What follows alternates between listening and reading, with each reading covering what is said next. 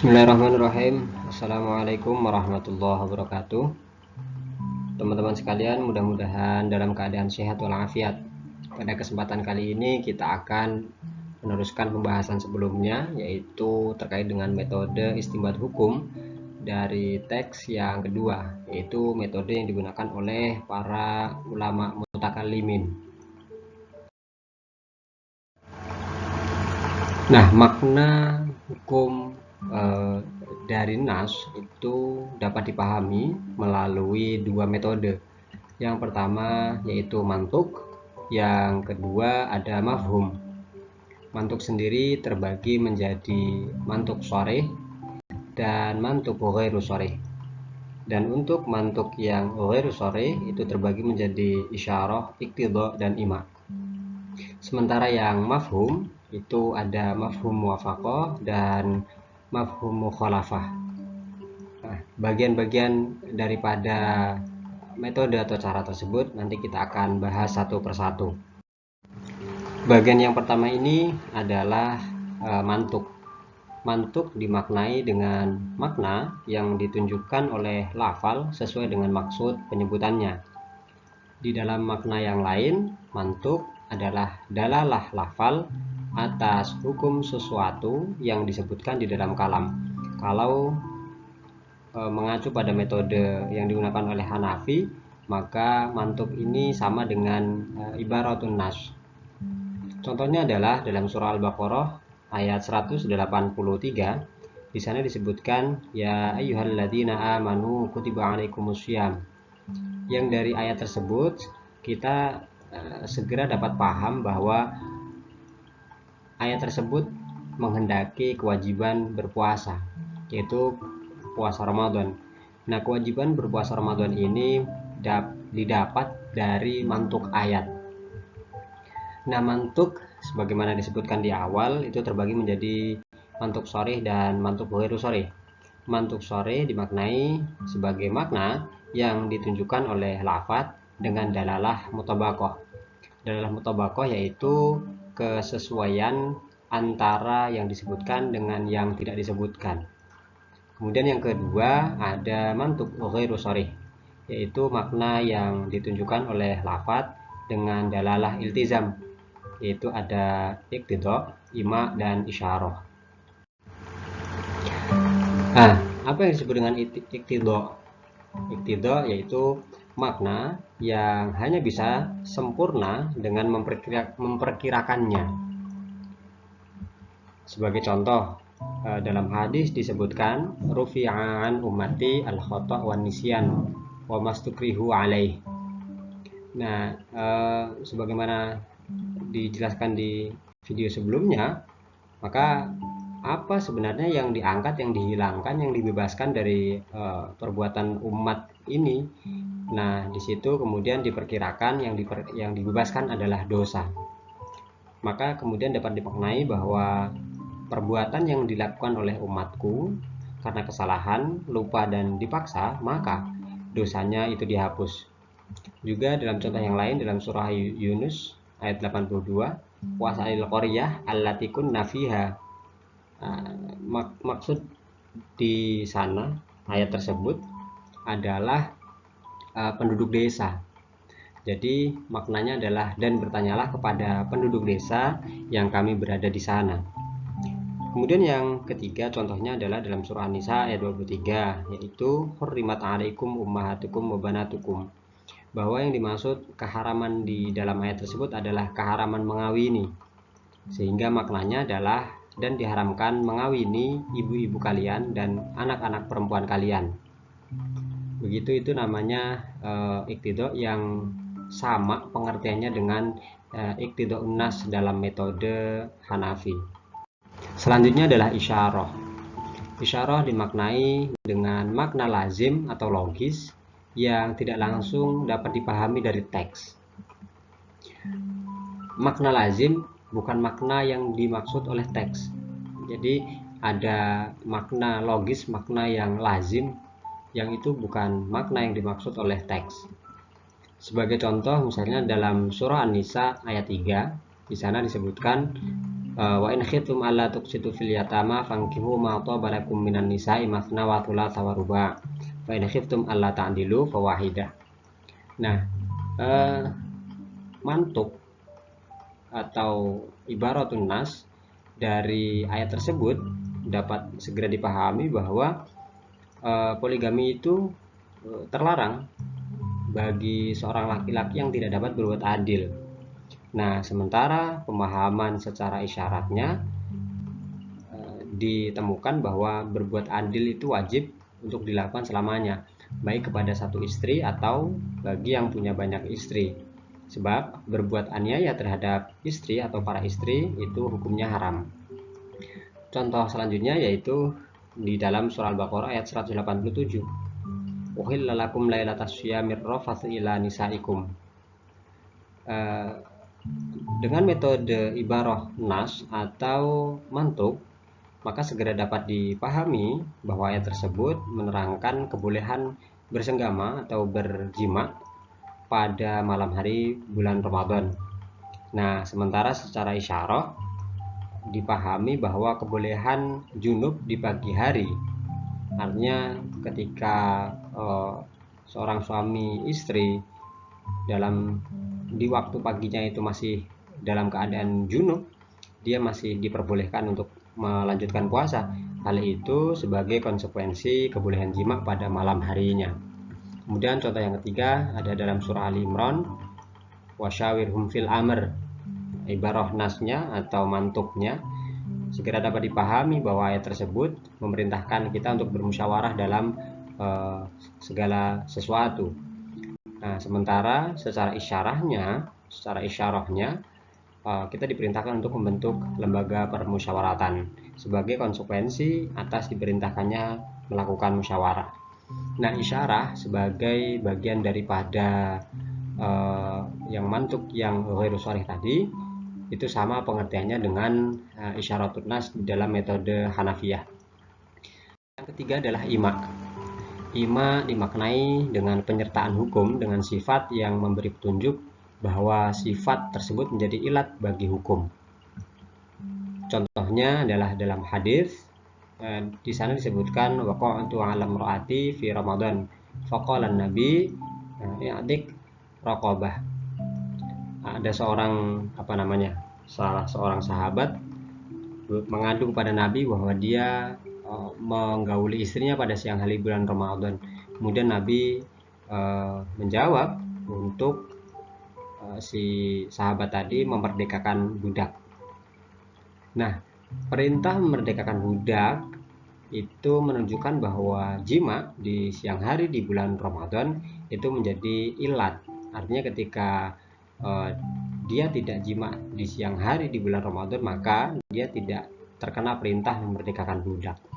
Itu adalah ima. Selanjutnya, bagian yang kedua atau metode yang kedua selain mantuk adalah mafhum. Mafhum dipahami dengan ma fuhima minal lafzi fi ghairihi mahallin nutq, yang artinya bahwa makna yang dipahami dari lafaz bukan menurut yang dibicarakan. Nah, mafhum ini kemudian terbagi menjadi dua, mafhum muwafaqah. Yang pertama, mafhum muwafaqah dipahami atau dimaknai dengan ma yufhamu minal kalam bi tariqil mutabaqah, yaitu makna yang dipahami dari kalimat dengan jalan mutabaqah, yaitu kesesuaian antara yang disebutkan dengan yang tidak disebutkan.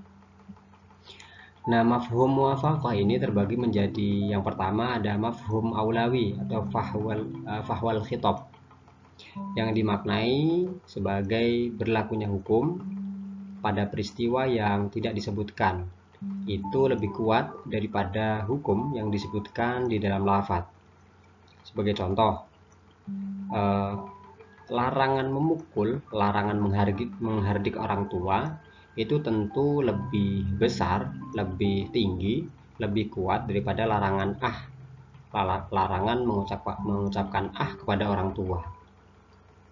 Sementara yang kedua adalah mafhum musawi atau lahnal khitab, yaitu dimaknai dengan berlakunya hukum pada peristiwa yang tidak disebutkan itu sama kuatnya dengan hukum yang disebutkan di dalam lafaz. Sebagai contoh adalah larangan membuang dan larangan membakar harta anak yatim itu sama kekuatannya dengan larangan memakan harta anak yatim secara zalim. Itu mafhum muwafaqah. Kemudian yang kedua adalah mafhum mukhalafah. Mafhum mukhalafah dimaknai dengan ayyus bital hukum fil maskuti ala khilafi ma sabata fil mantuk au ma subita fil mantuk, yaitu menetapkan hukum di dalam perkara yang tidak disebutkan berbeda dengan apa yang ditetapkan di dalam lafaz.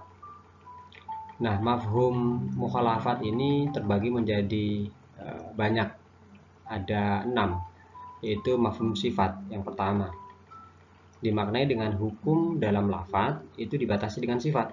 Maka jika sifat tersebut hilang, terjadilah kebalikan dari hukum tersebut. Nah, itu mafhum mukhalafah, kebalikan daripada hukum yang dibatasi di dalam lafaz dengan sifat.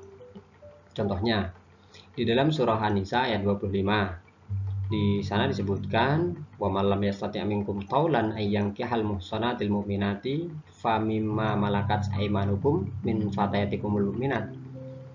Barang siapa yang tidak mampu untuk mengawini perempuan-perempuan yang merdeka, maka boleh mengawini budak perempuan yang mukmin. Nah, dari sana dipahami secara kebalikannya, mafhum mukhalafahnya adalah keharaman mengawini hamba sahaya yang tidak beriman, gitu.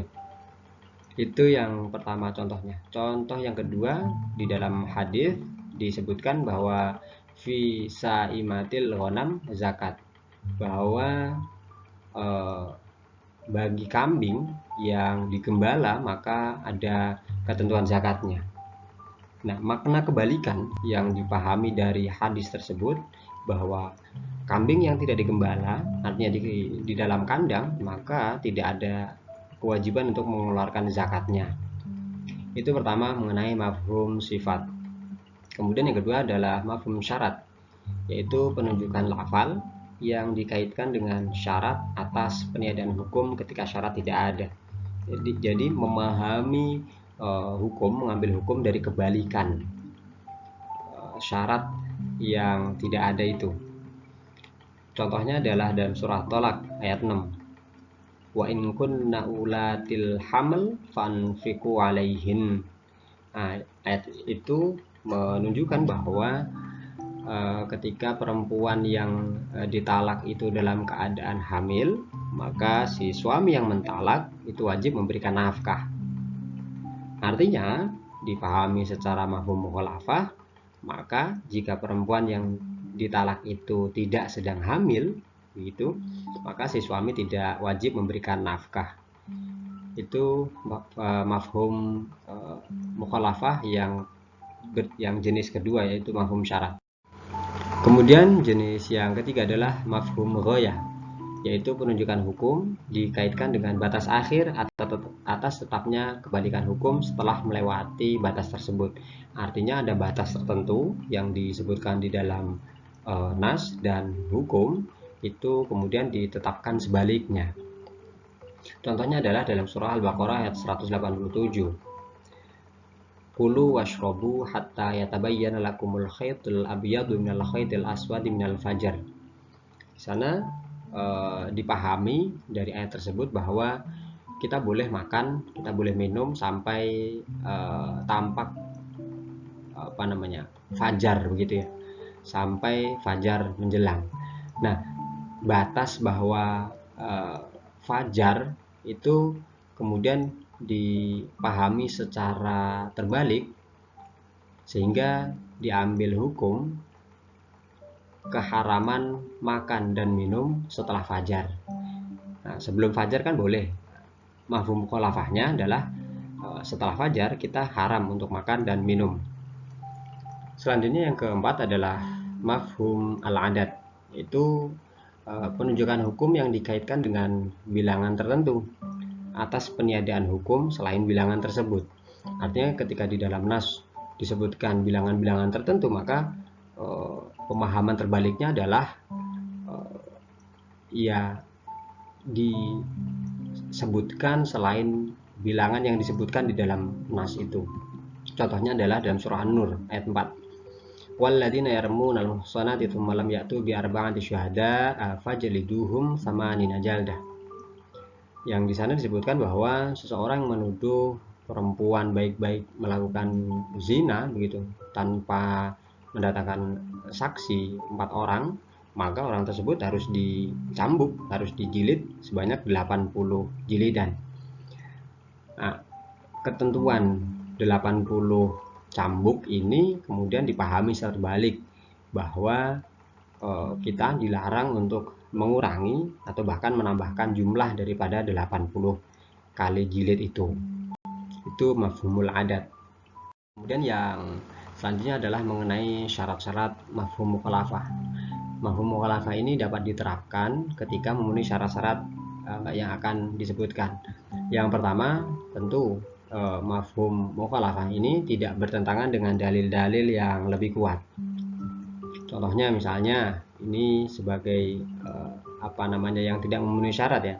Di dalam surah Al-Isra ayat 31 disebutkan wala taqtulu auladakum khasyata imlaq, yang maknanya adalah kita tidak boleh membunuh anak-anak karena takut miskin. Nah, dari situ kemudian dipahami secara terbalik mafhum mukhalafah, yaitu kebolehan membunuh anak dengan alasan tidak takut miskin. Nah, tentu yang begini tidak memenuhi syarat karena bertentangan dengan dalil yang lebih kuat, yaitu di dalam surah Al-Isra ayat 33 yang menerangkan tentang larangan membunuh. Nah, hal ini bertentangan dengan mantuk bih di dalam surah Al-Isra ayat 33. Dan juga larangan berkata gitu yang disebutkan sebelumnya, ngomong tidak boleh, maka dipahami secara terbalik, berarti selain boleh, termasuk menganiaya gitu. Nah, ini tentu tidak memenuhi syarat karena bertentangan dengan mafhum muwafaqah. Ngomong saja tidak boleh, apalagi menganiaya, memukul, menghardik dan seterusnya. Harusnya seperti itu. Karena tidak memenuhi syarat, maka yang begini tidak bisa diterapkan. Kemudian yang kedua, syarat mafhum mukhalafah adalah petunjuk lafal bukan dimaksudkan untuk menguatkan sesuatu keadaan. Misalnya dalam sebuah hadis kan disebutkan bahwa siapapun yang mengaku beriman kepada Allah dan hari akhir, maka diperintahkan untuk berkata yang baik, atau kalau tidak bisa ya diam saja gitu. Dan siapapun yang beriman pada Allah dan hari akhir, maka diperintahkan untuk menghormati tetangganya. Nah, kemudian dipahami secara terbalik bahwa orang-orang yang tidak beriman kepada Allah dan hari akhir artinya boleh berkata yang tidak baik dan atau mengganggu tetangganya. Nah, tentu yang begini nih pemahaman yang tidak memenuhi syarat, tidak dibenarkan karena hadis tersebut tidak dimaksudkan untuk menguatkan suatu keadaan beriman, bukan, tapi berlaku secara umum. Tidak boleh berkata kotor dan juga tidak boleh mengganggu tetangga.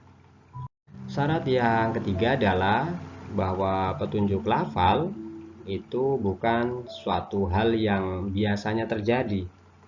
Misalnya dalam surah An-Nisa ayat 23, di sana disebutkan tentang keharaman menikahi anak-anak istri atau anak tiri gitu ya, yang itu berada di dalam pemeliharaan. Itu secara tekstual ayat.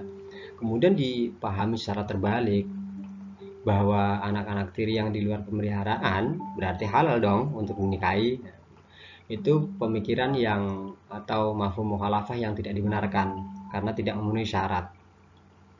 Sebab biasanya gitu, lazimnya yang terjadi adalah anak tiri itu ya mengikuti ibunya, artinya dia berada di bawah kekuasaan, di bawah perwalian, di bawah pemeliharaan ayah tiri gitu. Itu yang ketiga. Yang keempat, bahwa petunjuk lafal itu harus berdiri sendiri, tidak mengikuti kepada yang lain. Misalnya dalam surah Al-Baqarah ayat 180 di sana disebutkan mengenai larangan mencampuri istri ketika sedang iktikaf di masjid. Nah, pemahaman terbaliknya adalah boleh mencampuri istri di luar masjid meskipun sedang iktikaf. Nah, mafhum mukhalafah yang seperti ini tentu tidak benar, tidak memenuhi syarat, bahwa larangan mencampuri istri dalam keadaan iktikaf itu berdiri sendiri, tidak ada kaitannya dengan tempat, ya, di luar masjid atau di dalam masjid itu sama, bahwa ketika dia sedang beriktikaf dia dilarang mencampuri istri. Itu yang keempat. Yang kelima, syaratnya adalah bahwa petunjuk lafal itu tidak dimaksudkan untuk kejadian atau peristiwa khusus. Misalnya dalam surah Ali Imran ayat 130, di sana disebutkan mengenai larangan memakan riba dengan berlipat ganda. Nah, pemahaman terbaliknya adalah riba yang tidak berlipat ganda tentu boleh, gitu ya. Nah, pemahaman yang begini tentu tidak memenuhi syarat. Sebab apa? Sebab yang berlipat ganda tadi itu dikhususkan pada peristiwa pada zaman jahiliyah. Kemudian yang keenam adalah petunjuk lafal bukan untuk membatasi dengan sifat tertentu.